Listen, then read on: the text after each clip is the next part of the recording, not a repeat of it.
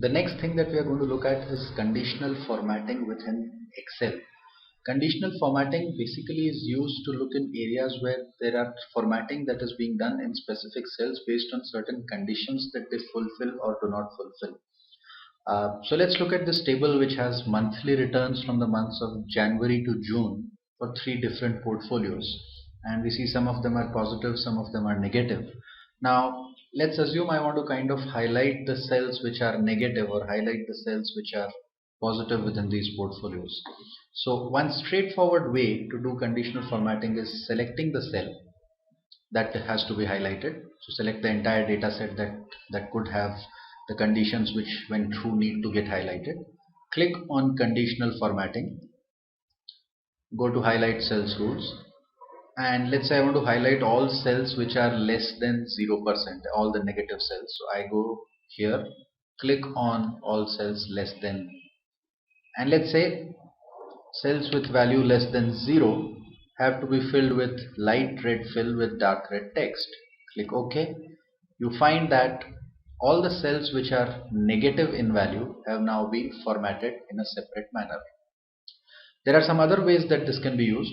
So I can go again to conditional formatting. Let me select this entire data set again, go to conditional formatting, clear rules from the selected cells or entire sheet. Let's introduce another kind of rule. So let's click on new rule. I can continue to format all cells based on their values, but either it could be based on highest value, lowest value, based on a color scale kind of a thing, where the highest gets valued shown by a darker color, or the lowest gets valued with a lighter color, and vice versa.